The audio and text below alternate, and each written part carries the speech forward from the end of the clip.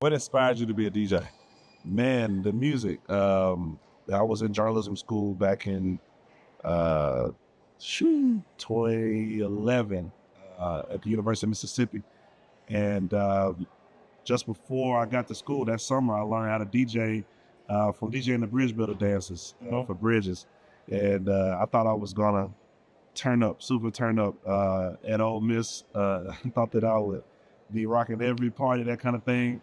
But it took a long time and a lot of missteps and academic probation, all that kind of stuff where I was like, man, they're focusing on my grades. Like, Right. I can't focus in on partying and turning up. So once I graduated, but once I graduated, I really did lock into music writing, music journalism, inspired by the work of my cousin Andrew Budd, who was in the Memphis Horns, that played with Stax and High Records and on and on. I started collecting a lot of music, collecting a lot of records, and by the time I got back to Memphis writing for the Daily Memphian, a lot of people wanted me to play the records that I had been writing about. So that's kind of how I had a roundabout way through music and journalism back into music and radio. Okay. Cool. So everybody knows that you're a DJ, but everybody don't know. Every DJ doesn't get to work a job as cool as your job. So can you expand on your job you have here at the Crosstown at WYXR?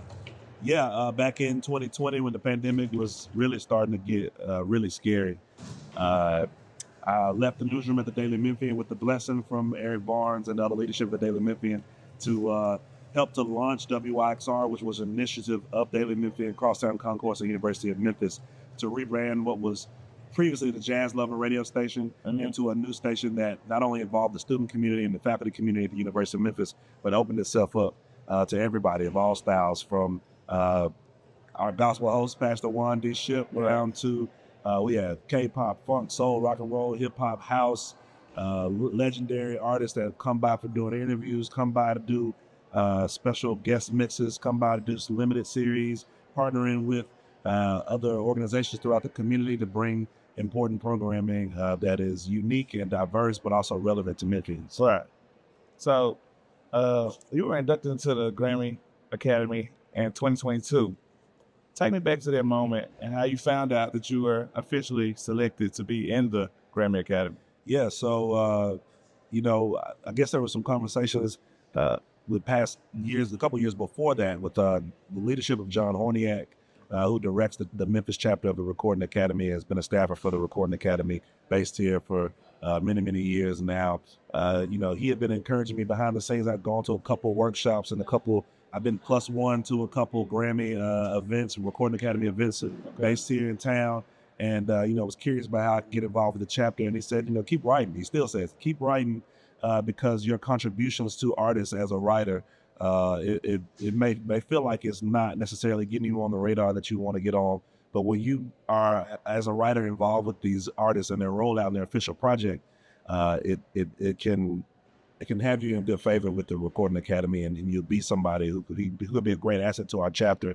Maybe not as a voting member right away, because voting members are peers of the artists. Right. So a lot of times it's artists, engineers, producers, but I'm what's called a professional member, which is a liaison, someone who works in the music industry and is a support to artists, but maybe not necessarily in the studio with them, or part of the artist packaging. But I'm still working towards being a voting member, and John truly believes that if I keep doing liner notes projects, that I will be. But I got a couple of tricks up my sleeve. I've been in there working on some beats and doing some other things. Production? Yeah, doing a couple other things that might even fast track it, not for the purposes of getting deeper into the academy, but to serve the purpose of, continuing to make sure this Memphis music ball is rolling. Right. There's so many people who've done incredible things in the last several years. Of course, rest in peace to Dolph. This Dolph is on. He was on fire.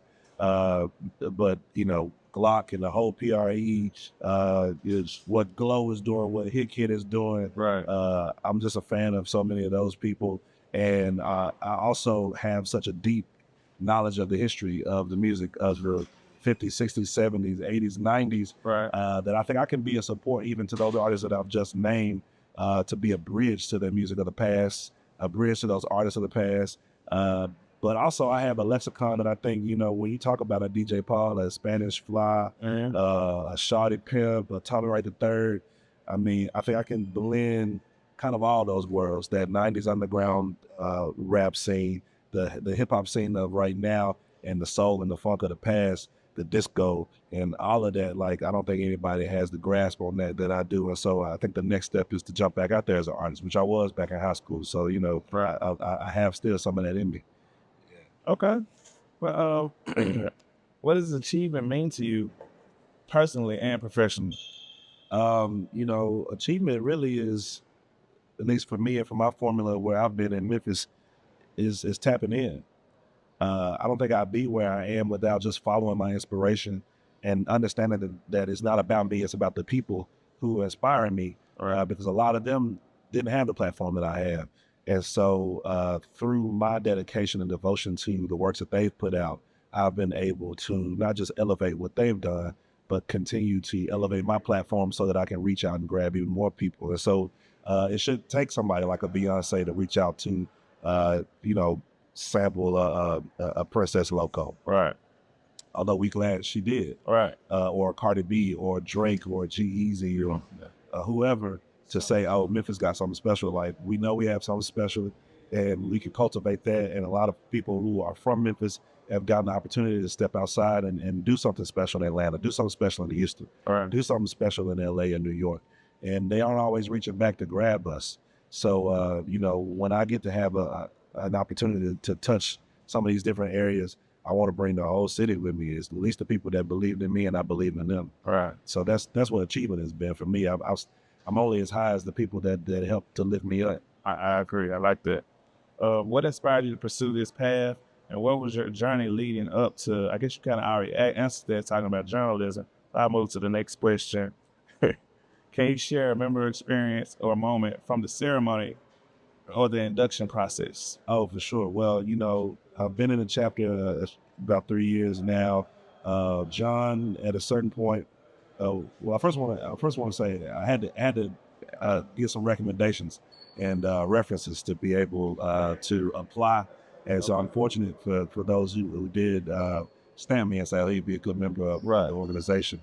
And so through the years, we've done workshops, we've done programming, and the Memphis chapter is important to note that it's not just Memphis, it's Memphis, St. Louis, New Orleans, and surrounding areas. So region. It's a regional chapter. So through all out Mississippi, it's called the Memphis chapter, but we service St. Louis and New Orleans as well. I've been able to tap in with artists there, do workshops, and go to conferences between the three cities, Memphis, St. Louis, New Orleans. But within that, we've got people who come from Arkansas to those opportunities. We got people who come from all throughout Mississippi. This is where I went to school, so I'm tapping a lot with a lot of those artists already. And throughout Louisiana and Baton Rouge, Kansas City. So I'm very fortunate that I've been able to meet a lot of these artists and see what they're doing special in their city, and see what we're doing, share those things, and say, all right, well, in Memphis, we got a real deep studio culture. In New Orleans, you've got a real incredible live music culture. Right. What can we learn from each other to be able to bridge that gap? Right. So, what's up, y'all? I'm around. You good. Look, I just got to touch his hand. I'm rolling there, bro. Meeks, that's at least you respect. Oh man, appreciate you. So, as far as the ceremony, what helped to get me there was that I not only went from being in the chapter to being a governor, was elected governor, which is a role that is, as a professional member, I'm able to be an ambassador for these artists and for these music scenes throughout the region. And, you know, that helped me to secure my ticket to Los Angeles, my first time going to Los Angeles. So it was for a big occasion.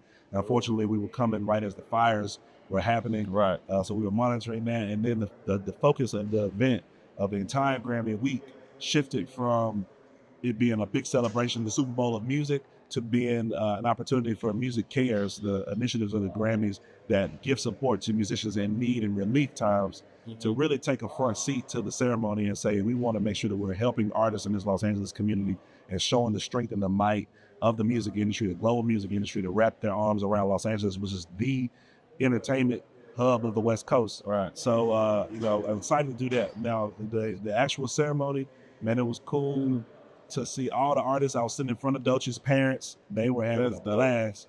Her dancers were crying. They had to retouch their makeup and all of that. Yeah. I had a couple people from in and around Memphis that were sort of in my section. We were all showing love to each other. I met some new people that I hadn't known before who were interested in Memphis. I saw Dennis Graham walking in with Anna Mitchell. That's the Royal Studios family. Right. I saw Babyface when I was leaving out of there. I had no clue about the issue that happened on the red carpet because I was there. I didn't see the headlines yet. Yeah. Man, so many incredible people. But my favorite performance was Benson Boone. I didn't know much about him. I knew he was booked for Memphis. He got out there and performed and did a front flip, still singing, still on key, not out of breath. Then he did another front flip. I'm like, this man here off the chain. So I can't wait to see him in Memphis. But it was an incredible week. And you know, a lot of money was raised to help with the relief effort, but also just a lot of goodwill and joy. Yeah. Okay, so how do you see the role of DJs evolving in the future of music, and how do you plan to contribute to the evolution of that? Yeah, no doubt. I mean, the DJ is a lot of times on the cutting edge of the music. They're breaking the records. What I've been able to find my own niche in is not just breaking new music and not necessarily battling and competing with other DJs about who can play the freshest, newest music. I want to find the oldest music that is on par with something that's new or could even be seen of as ahead of its time, but it was missing through the cracks. Those two pages in history were stuck together somewhere along the way, and it's an Easter egg hunt. It's like a searching for treasure, and you know, it requires me speaking to the elders. It requires me going to South Memphis, North Memphis, going to garages, going to attics, going out to Mississippi, going to these rural places that have smaller record stores or a jukebox, finding these regional hits, these sort of tucked away songs that, you know, the crew that was drinking at the hole in the wall in '78, they knew about it in Greenwood, Mississippi. And it was their little community that rallied around it, but it faded away. Or the D-boy that put his money up for his cousin to go to the studio in '83, and they had a little skating rink single that was popping in their neck of the woods, but then they didn't ever get the attention of anybody else and they moved on with their lives. Or the person that's in the church that plays the organ that had a little single that they put out 30 years ago. A lot of times these artists have moved on from these experiences, and when you reach out to them and say, hey, I'm a happening DJ at the moment right now. I'm playing in clubs right now. I'm playing in lounges right now. I'm traveling right now. I DJed when I was in LA. I DJed in Atlanta a couple weeks before that. So I'm moving around. I'm bringing this music with me. I want to take this song with me. If you would help me track down a copy of it, if you still have one, or if you would, help me understand what headspace you were in when you made this song, so I can better curate a set around it of songs that might fit better with it, that people may be able to connect with. If you would help me with an interview so I can tell your story, so people know when they hear you, they know a little bit more about you. And so that's really where I am right now. And so sometimes it can be frustrating for new artists to be like, man, JB, he ain't paying me no attention. Like, man, JB on his hands and knees in the records. Like I'm talking about, I leave with dust and debris and dirt all over because I've been all up under people's shelves and stuff. I'm really out there looking for records. And a lot of times we find stuff that really blow people away. And I mean, when I DJed in Atlanta a couple weeks ago, people were like, I thought you was going to just play slow jams we knew. I'm like, man, I play stuff that they never heard of before. Yeah, that's cool. It was from a different era. Okay. So what excites you most about the Grammy Academy's initiatives or the future of music recognition? Man, the young artists are really, really hungry. We're catching them at the university level with organizations, with our initiatives like Grammy U. I'm also, part of DEI committee for the entire Recording Academy. I'm part of Black Music Collective. So a lot of those meetings are happening, and I'm hearing about these young artists who are looking for fellowships, and looking for scholarships, and looking for mentorship in their, that might be in school, in college, or just college age. And so we're tapping into that. And, as much as I say I might not be fighting to put on the best new artists, I am still mentoring a lot of young artists. They come by the radio station, or they send emails, or, when I'm out spinning, they come and check me out. And so I am invested in seeing them break some of these generational curses, because a lot of times people, they get the music, but they don't get the music business aspect of it. And so if I could educate them on the history of the music, where they come from, but also let them know, hey, you want to be paying attention to contracts. You want to be paying attention to your worth. You want to be paying attention to ownership. You want to create verticals that are going to allow you to create revenue that are beyond trying to just squeeze money out of streaming, which is tough, you know. Real tough. And these issues affect and impact our people the most, or at least disproportionately, where a lot of young people that I meet, they don't feel like they have any option other than sports or music. And I want to be able to, one, be a beacon to say, look, I can appreciate music, but my job is fairly secure. I'm not having to, you know, crisscross around the globe performing one or two songs and hoping that in the next summer people will still be into it. Like, Right. I'm doing something that involves technical skill, writing skill, people skills, management skills. So you can still love the culture, you can still love the music, but let's think outside of the box on how we apply ourselves, and so that we can continue to create some longevity for our generations. Right. So, next question. What advice would you give to an up-and-coming DJ and musicians hoping to follow in your footsteps? Research. Research. Yeah, man. The experiences are dope, but it's the questions that you ask and the journey to be able to answer those questions that will set you so far ahead.